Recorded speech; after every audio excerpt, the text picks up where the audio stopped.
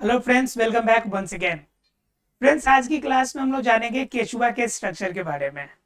और आपको पता है कि मैंने पहले ही आपको बताया था कि इसमें से कोई भी एक स्ट्रक्चर जरूर आएगा। जैसे मैं आपको दो तीन के बारे में बताऊंगा, जैसे मेढक के बारे में, तिलचट्टा के बारे में और आपका ये केचुआ के बारे में। इनमें से एक एग्जाम में श्योर है कि आपका स्ट्रक्चर बनाने के लिए बिल्कुल आएगा और उनके बारे में आपका डिफाइन करने के लिए आएगा। तो ये तब भी संभव है जब आप कर पाएंगे, जब उनका स्ट्रक्चर आपको बिल्कुल हूबहू याद हो कि उनके अंदर कौन कौन से स्ट्रक्चर में क्या क्या खास स्पेसिफिक चीजें होती है। तो उनके लिए क्या करना पड़ेगा आपको, साथ में कुछ देर बने रहिए आप मेरे साथ। आपको क्लियर हो जाएगा कि कैसे केचुआ के बारे में हम लोग सारी पूरी इंफॉर्मेशन जो है, पूरी बॉडी स्ट्रक्चर को कैसे आसानी से समझ लेते हैं। चलिए बात करते हैं केचुआ के बारे में, ठीक है। केचुआ केचुआ को आम भाषा में चेड़ा भी कहते हैं, इंग्लिश में अर्थवर्म भी कहते हैं, ठीक है। इसका रासायनिक नाम है फेरीटीमा, फेरेटीमा, फेरेटीमा। और क्या कहते हैं इसे, पोडोस्थुमा, पोडोस्थुमा। राइट फ्रेंड्स, ये है हमारा केचुआ। अब केचुआ को देखते ही आपके माइंड में क्या चल रहा होगा कि केचुआ हमारे लिए कैसे उपयोगी है। क्योंकि किसी भी जीव को अगर जानते हैं तो पहले हम अपने से कनेक्ट करते हैं। अगर आपसे कनेक्ट हो गया ना चीजें, तो आपको समझना आपके लिए बड़ी आसान हो जाती है। आपको लगता है कि हमारे लिए इंपॉर्टेंस है, तो आपको आसानी से दिमाग में बातें चली जाती है। तो पहले थोड़ा सा चर्चा कर लेते हैं इसके इंपॉर्टेंस की, मतलब इसके हमारे लाइफ में या हमारे जीव जंतु के लाइफ में क्या इंपॉर्टेंस है, क्या महत्व है आपका केचुआ का। तो महत्व की बात कीजिएगा तो अलग अलग रूप में करता है काम। ये हमारा क्या करता है, जैविक खाद बनाने में मदद करता है। जैविक खाद को बनाने में मदद करता है। क्लियर, पहला काम। दूसरा नंबर क्या करेगा, ये क्या करता है, मिट्टी को पलट कर उसकी उर्वरता बढ़ाती है, उसकी उर्वरता बढ़ाती है। और बचपन में जब आप मछली वगैरह मारते होंगे तो बंसी का इस्तेमाल करते होंगे, और बंसी में क्या करते होंगे कि चेरा आप काट काट कर लगाते होंगे। तो वो क्या करता है कि मछली के आहार के रूप में भी प्रयोग किया जाता है। मछली के आहार के रूप में प्रयोग किया जाता है। मिट्टी को भुरभुरा बनाने के रूप में भी इस्तेमाल होता है।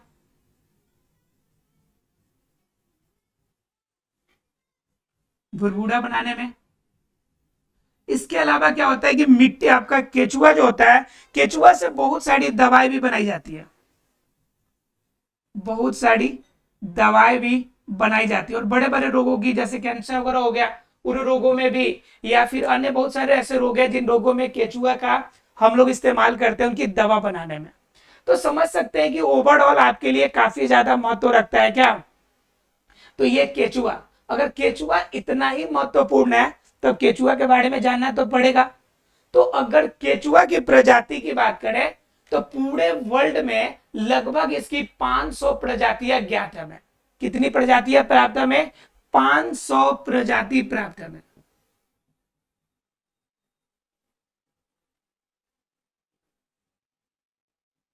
ठीक है, 500 प्रजातियां हमें प्राप्त है। क्लियर। अब 500 प्रजाति में से अगर इंडिया का बात कीजिएगा तो इंडिया में सिर्फ 13 प्रजाति प्राप्त है। कितना प्राप्त है, 13 प्रजाति सिर्फ इंडिया में प्राप्त है। अगर पूरी वर्ल्ड की बात कीजिएगा तो वर्ल्ड में इसकी 500 प्रजाति है, लेकिन इंडिया में सिर्फ कितनी है, 13 प्रजातियां ही अवेलेबल है। अब क्या है कि 13, ऐसा नहीं है कि 13 से ज्यादा नहीं है, मेन बात है कि हमें ज्ञात है जो चीजें प्रकृति में अवेलेबल है, जितने वैरायटी के, कोई जरूरी नहीं कि हर जीवों के बारे में विस्तृत जानकारी हमारे वैज्ञानिकों के पास या हमारे पास अवेलेबल हो। लेकिन अभी तक ज्ञात में से हम कह सकते हैं कि इंडिया में सिर्फ 13 प्रकार के जो केचुआ है हमें प्राप्त है। क्लियर है। अब अगर ये बात है कि केचुआ की 13 प्रजाति और इसका रासायनिक नाम पता हमें फेरेटीमा पोडोस्थुमा है, तो बात आती है कि इनके स्ट्रक्चर के बारे में जानकारी प्राप्त करने की। तो जनरली ये क्या होता है कि लंबी होती है। आप देखते होंगे कि इनका शरीर लंबा होता है। और कितना लंबा मिल सकता है आपको? 15 से 20 सेंटीमीटर लंबा हो सकता है। इसकी लंबाई कितनी हो सकती है? 15 से 20 सेंटीमीटर। अगर इसकी व्यास की बात की जाए, यानी कि कितना मोटा रहेगा, तो मोटा की बात कीजिएगा तो ज्यादा मोटा नहीं रहता। 0.3 से लेकर 0.5 सेंटीमीटर तक इसकी क्या हो सकती है? मोटाई हो सकती है। और इतनी क्या हो सकती है? लंबाई हो सकती है।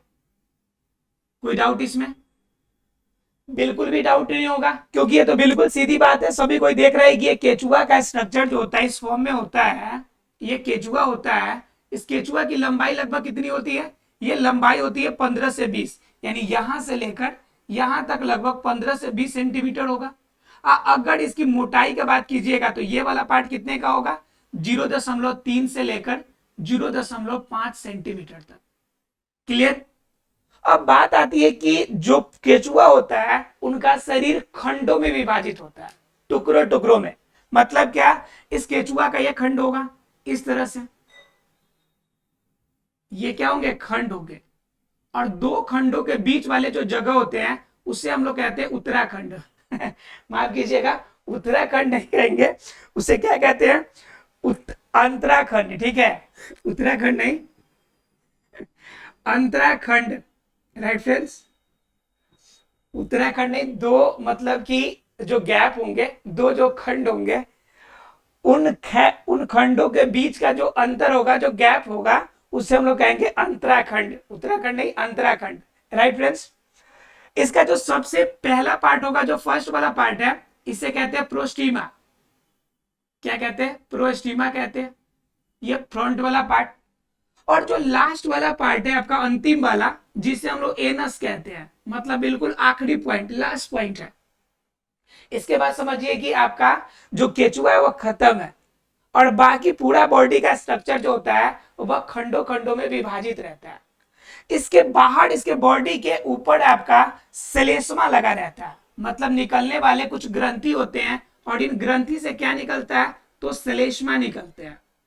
और इन श्लेष्मा की वजह से इनका जो बॉडी होता है बहुत ज्यादा मुलायम होता है।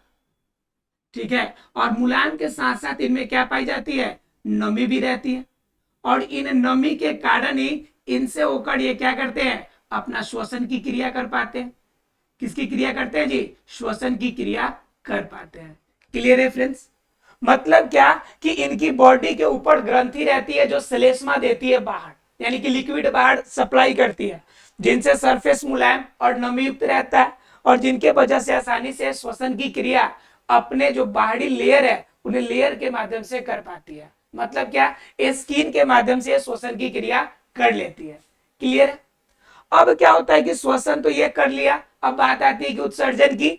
तो उत्सर्जन के लिए कहता है कि शुरू का अगर दो खंड बाहर निकाल लीजिए तो बाकी जितने खंड है उन सभी भागों से इनके पास क्या रहते हैं? ये वृक्क, उत्सर्जी अंग रहते हैं। ठीक है, उत्सर्जी अंग जिसे नेफ्रिडिया भी कहते हैं। ठीक है, ये अंग रहते हैं, और ये अंग क्या करते हैं? उत्सर्जन का काम करते हैं। और पहले के दो पॉइंट छोड़कर, मान लीजिए कि मुख वाला भाग है, तो मुख से तो उत्सर्जन करेगा नहीं, वो तो एक्सेप्ट कर रहा है, तो उस वाले दो वाले भाग को छोड़ दीजिए, तो बॉडी के लगभग सभी भागों से क्या होगी? उत्सर्जन की क्रिया होगी। उसके बाद क्या है कि एक ही आपका केचुआ होता है, उसी केचुआ के अंदर क्या होता है कि आपका नर जनन तंत्र और मदा जनन तंत्र दोनों पाए जाते हैं। तो इसके खंड फिक्स है कि किसमें नर मिलेगा और किसमें आपको मादा जनन तंत्र देखने को मिलेगा। बात करते हैं अगर नर की, तो नर जो मिलेगा 18वें खंड में मिलेगा। किस खंड में मिलेगा? 18वां जो खंड होगा, यह 18 नंबर का जो खंड होगा, 18 नंबर खंड में क्या मिलेगा आपको? नर जनन तंत्र मिलेगा। अब मदा का बात कीजिएगा तो 13 नंबर में, मदा जनन तंत्र का बात कीजिएगा तो 13वें खंड में। क्लियर है? मतलब क्या? एक ही के अंदर नर जनन तंत्र और मदा जनन तंत्र दोनों अवेलेबल होंगे। क्लियर है? तो दो पा ये भी खत्म हो गया। अब बात आती है कि इनके अंदर किसी पदार्थों को ले आने के लिए, जब ये मान लीजिए कि बाहर से ऑक्सीजन अंदर जाएगा तो पूरे बॉडी के अंदर मूव कैसे करेगा? पूरे बॉडी के अंदर जाएगा कैसे? तो इनके अंदर क्या होता है कि रुधिर तंत्र भी होता है, मतलब कि रक्त परिसंचरण तंत्र भी होता है। ठीक है, इनके अंदर क्या होते हैं, रक्त परिसंचरण तंत्र भी पाया जाता है, रक्त परिसंचरण तंत्र। अब दिमाग में एक और बात आ रही हो कि रक्त परिसंचरण तंत्र है तो क्या इनके अंदर हृदय भी पाया जाता है क्या? तो हम कह सकते हैं कि तथाकथित रूप से, यानी बातों बातों में समझ के हम कह सकते हैं कि हृदय रूपी इनके पास स्ट्रक्चर भी पाया जाता है। तथाकथित रूप से मैं कह रहा हूं, इसका मतलब नहीं कि हृदय पाया जाता है, मतलब इनके पास जिस तरह की क्रिया होती है इन आधार पर हम कह सकते हैं कि इनके पास हृदय भी पाया जाता है। ठीक है, कि कैसे यह पंप करके पूरे बॉडी में इसे लेके चला जाता है। क्लियर है? चलिए ये चीजें हो गई, तो बात आती है कि जब हम उत्सर्जन करा दिए, श्वसन करा दिए, तो भोजन जाएगा तो पचेगा भी तो उनके अंदर भोजन के लिए भी नली होती है, ग्रसनी होती है। पहले तो ये वाला पाक, आगे वाला मुख गुहा हो गया, तो मुख हो गया, मुख के बाद क्या, ग्रसनी हो गया, ग्रसनी के बाद क्या, ग्रास नली हो गया, ग्रास नली हो गया, ग्रास नली के बाद पोषणी हो गया, पोषणी के बाद अमाशय हो गया। मतलब कि ये सभी पार्ट भी इनके अंदर पाए जाते हैं, किसके अंदर, केचुआ के अंदर। क्लियर? उसके बाद क्या कि नर जनन तंत्र की बात कीजिएगा तो नर जनन तंत्र में भी लगभग लगभग सारे स्ट्रक्चर पाए जाते हैं जो हम लोग के शरीर में पाए जाते हैं, जैसे वृषण हो गया, जैसे शुक्राणु हो गया, अर्थात कि शुक्राशय हो गया, ये सभी स्ट्रक्चर इनके अंदर देखने को हमें मिलेगा। क्लियर है फ्रेंड्स? उसके बाद यहां तक कि इसके बाहर के लेयर भी 2-3 खंडों में बटे होंगे, तो समझ सकते हैं कितना ज्यादा स्ट्रक्चर इनके अंदर एक छोटे से जीव के अंदर है। अब क्या होगा कि इन सभी अंग तंत्रों को हम लोग एक एक करके जानेंगे। आपको बेसिक समझ में आ गया होगा कि हमें केचुआ के अंदर पढ़ना क्या है, केचुआ के अंदर जानना क्या है। ये सारे स्ट्रक्चर को हमें जानने हैं कि किस तरह से केचुआ अपनी आगे की क्रियाकलाप करेगा, मतलब क्या, किस तरह से केचुआ अपनी प्रगति करता है और विकास की क्रिया करता है। ठीक है, तो पहले स्टार्ट करेंगे केचुआ की देह भीति से, अर्थात कि बाहरी कोबर से। क्लियर? उसके बाद उसके बारे में हम लोग जानेंगे। तो देखिए क्या होता है, जरा जानिए इसके बारे में। चलिए बात कर लेते हैं हम लोग देह भीति की। तो देह भीति केचुआ में क्या मिलेगा हमें, देह भीति के बारे में बात करेंगे हम लोग। ठीक है, कि देह भीति का स्ट्रक्चर इनके अंदर कैसे मिलेगा हमें। देह भीति, तो देह भीति की अगर बात कीजिएगा तो देह भीति इनके टोटल 4 लेयर में रहते हैं। कितने स्तर में रहते हैं, 4 स्तर में विभक्त रहते हैं। पहला स्तर क्यूटिकल का परत, किसका परत, क्यूटिकल का। उसके बाद वाला परत जो हो गया आपका वह एपिडर्मिस वाला परत, एपिडर्मिस का। ठीक है, अब ये सबसे बाहर वाला क्यूटिकल हो गया, फिर एपिडर्मिस हो गया, फिर इसके बाद क्या हो गया कि पेशी उत्तक का भी लेयर होता है, पेशी उत्तक वाला लेयर होता है, और एक जो होता है सबसे आंतरिक लेयर होता है, यानी देह भीति का ही सबसे आंतरिक लेयर, देह भीति का सबसे आंतरिक लेयर जिसे हम देह गुहा भी कहेंगे, देह गुहा वाला स्ट्रक्चर। क्लियर? तो क्यूटिकल की परत क्या होगी, सबसे बाहरी परत होगी। क्या होगी, है सबसे बाहरी परत होगी। ठीक है, इसमें क्या होगी कि इनकी जो बाहरी परत होगी वह क्या होगी, रक्त वाहिनी युक्त होगी। पहले तो इसके अंदर क्या पाई जाएगी, रक्त वाहिनी पाई जाएगी, रक्त वाहिनी युक्त। क्लियर? पहला केस, इनके पास रक्त वाहिनी पाई जाएगी, और रक्त वाहिनी के अलावा इनके पास क्या पाई जाएगी, उसके अंदर श्लेष्मक होगा इसमें, यानी श्लेष्मा उत्पन्न करने वाला श्लेष्मक इनके पास पाया जाएगा सबसे बाहरी परत में। उसके बाद लेयर होगा एपिडर्मिस को, जो इसे नमी देगा, बाहरी रूप से सुरक्षा देगा। क्लियर? पेशी क्या करेगा, इसे मजबूती देगा, मजबूती देगा। क्लियर? और यह पेशी उत्तक का बना होगा, पेशी उत्तक वाले बड़ी कोशिकाओं का बना होगा। क्लियर है इसमें? तो ये पाए जाएंगे, मजबूती देगा, नमी देगा। और सबसे आंतरिक जो लेयर है, सबसे भीतर वाला जो लेयर है, इसका रोल क्या होगा कि इसके अंदर जो कोशिकाएं मिलेंगी वह छोटी केंद्रक युक्त होगी, छोटी केंद्रक युक्त होगी, जो क्या करेगी, आंतरिक भागों से परिचय कराएगी, यानी आंतरिक भागों से कनेक्ट करके रखेगी, आंतरिक भागों से कनेक्ट करके रखेगी। अब देखिए इसके अंदर 4 पार्ट हो गए, एक तो क्यूटिकल, दूसरा एपिडर्मिस वाला, और तीसरा पेशी ऊतक वाला, और चौथा आपका आंतरिक लेयर होगा। तो एपिडर्मिस सबसे बाहरी होगा, रक्त वाहिनी युक्त होगा, इनके पास क्या होगा, श्लेष्मक होंगे जो बाहर नमी को बरकरार रखेगा। एपिडर्मिस नमी और बाहरी सुरक्षा देने में मदद करेगा। ये पेशी ऊतक इसको मजबूती देगा, और पेशी ऊतक वाली बड़ी कोशिका इसके अंदर मिलेगी। ये छोटी केंद्र युक्त आपकी कोशिका वाला भाग आपको आंतरिक देगुआ वाला भाग होगा। ये क्या करेगा, अंदर के अन्य भागों के साथ कनेक्शन कराने में हमारी क्या करेगा, मदद करेगा। कौन, ये था आपका देह भित्ति का। देह भित्ति का मतलब क्या हो गया, सबसे आउटर मोस्ट लेयर। ये क्या हो गया हमारा आउटर मोस्ट लेयर, यानी सबसे बाहर वाला परत। अब क्या होता है कि इनर पार्ट, मतलब अंदर वाला भाग, इनर पार्ट। तो इनर पार्ट वाले में क्या होता है कि इसके पास मेसोडर्म पाया जाता है। क्या होता है, मेसोडर्म, जो मुलायम कोशिकाओं से बना होता है, मुलायम कोशिकाओं से बना होता है। क्लियर,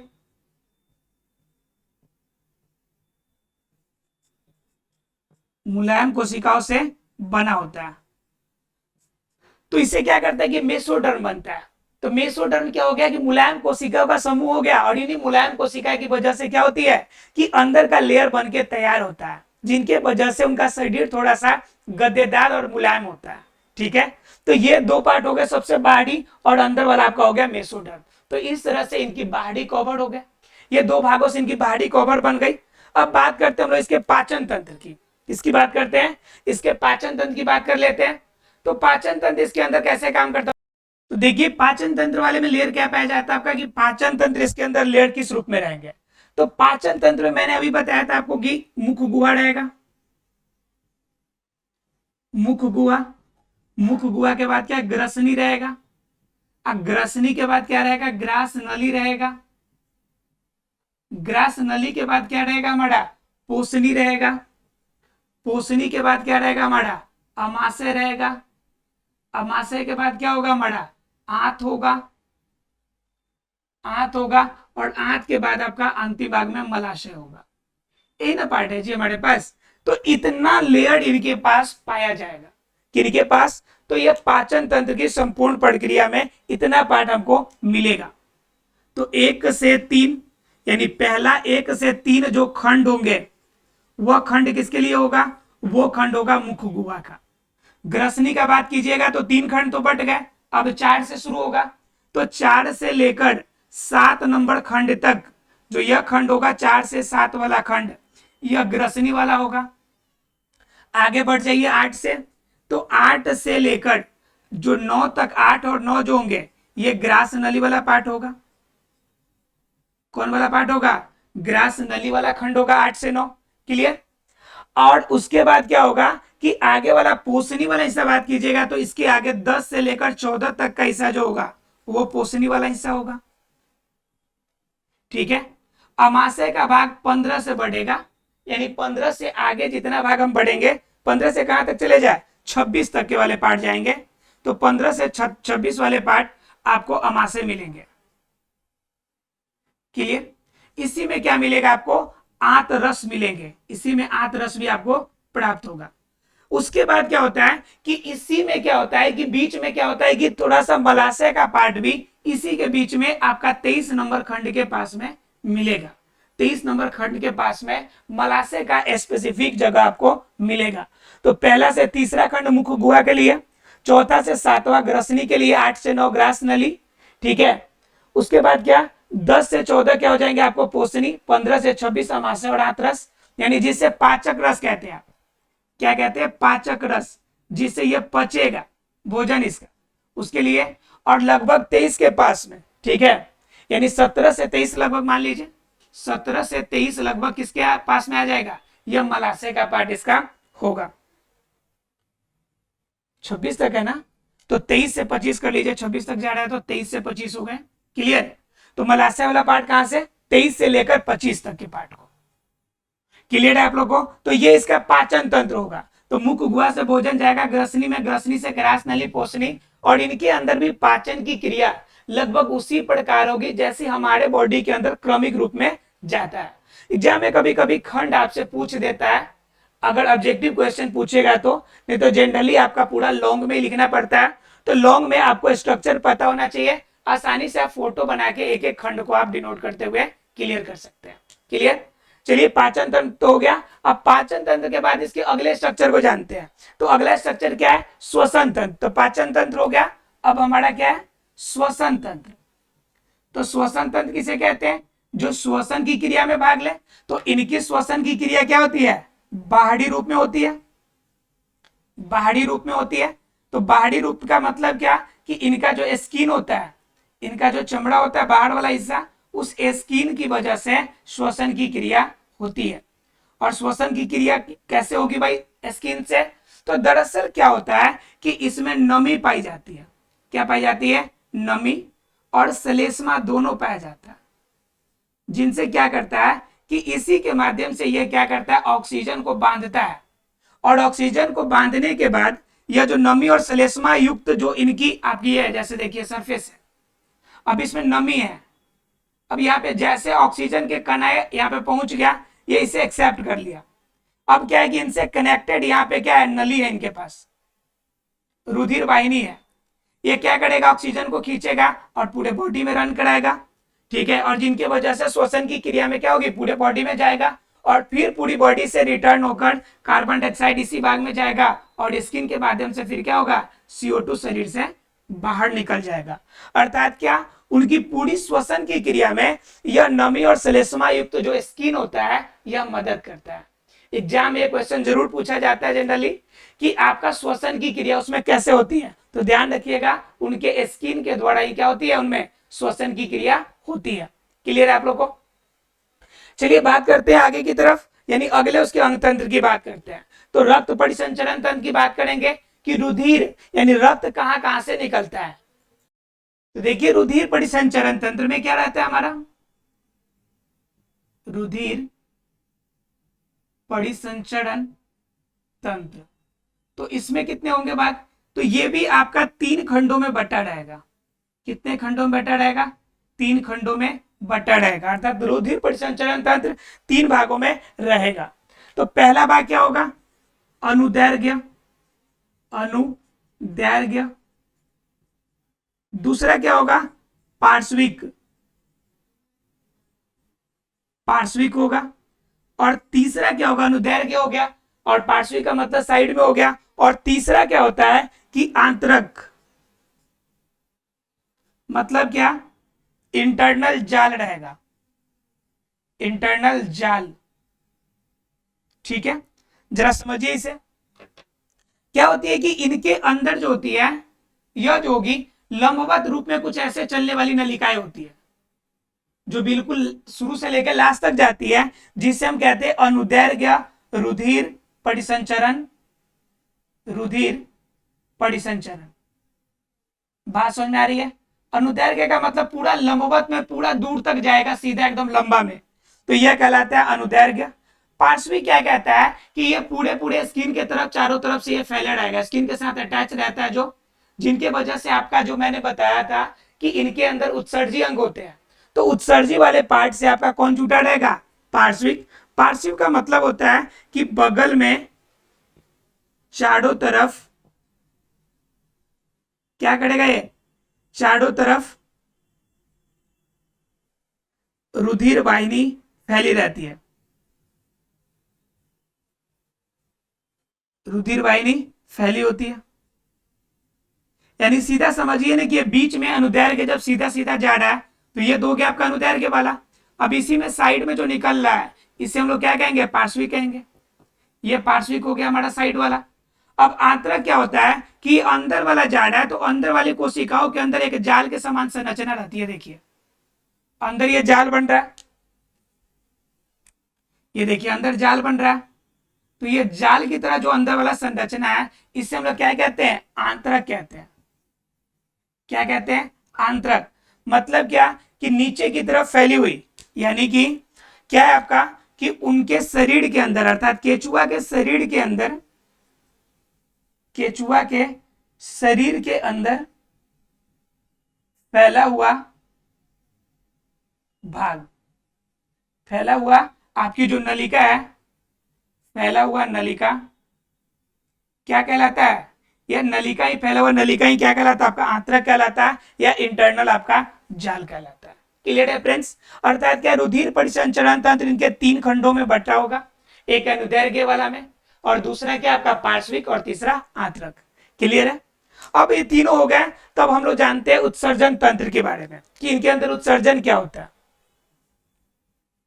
यानी उत्सर्जन होता कैसे है। उत्सर्जन के बारे में जानेंगे हम लोग। तो उत्सर्जन के भी 3 खंड में बटेंगे। 3 खंड में कौन कौन, एक तो होगा septal, septal nephridia, septal nephridia पहला। दूसरा कौन सा पार्ट होगा, तो दूसरा होता है ग्रसनी वृक्क या ग्रसनी नेफ्रिडिया, ग्रसनी वृक्क या नेफ्रिडिया। और सबसे तीसरा होता है आपका पार्श्विक रूप में, और वो क्या होता है, त्वकीय, त्वचीय नहीं त्वकीय वृक्क, या फिर इंग्लिश में कैसे है तो नेफ्रिडिया। क्लियर है। 3 रूप में रहता है। तो सेप्टल क्या करता है कि अनुदैर्घ्य वाला जो होता है आपका पार्ट, जो अनुदैर्घ्य वाला आपका रुधिर होता है, तो उनसे कनेक्टेड होता है आपका सेप्टल नेफ्रिडिया, जो आपके त्वचा के पार्टों से जुड़ा रहता है, त्वचा वाली भागों से अटैच रहता है, भागों से जुड़ा रहता है। और त्वकीय वाला में है कि आपको देखने को मिलेगा कि 200 से 300 वृक्क की तरह छोटी छोटी नलिका आपको देखने को मिलेगी, किसमें, त्वकीय वृक्क में। और ग्रसनी क्या करता है कि बीच में जहां पे अपशिष्ट पदार्थों का, बेकार पदार्थों को ये क्या करेगा, यह त्वचा के सबसे बाहरी भाग कर, त्वचा के बाहरी भाग तक लेके जाएगा, त्वचा के बाहरी भाग तक लेके जाएगा। क्लियर। आप एक बात ध्यान रखिएगा कि उसके 2 को खंड आगे छोड़ दीजिएगा, तो बॉडी के सभी पार्ट में ऊपर की तरफ होल निकले रहते हैं, और जो होल निकले रहते हैं यही आपका वृक्क है या त्वकीय वृक्क है, और इनकी संख्या लगभग 200 से 300 हो सकती है। और इनके अंदर पुटिका भी पाई जाती है, छोटे छोटे होल की पुटिका भी होती है, और जिनकी संख्या लगभग 2000 के आसपास में होगी। कितने के आसपास में, 2000 के आसपास में।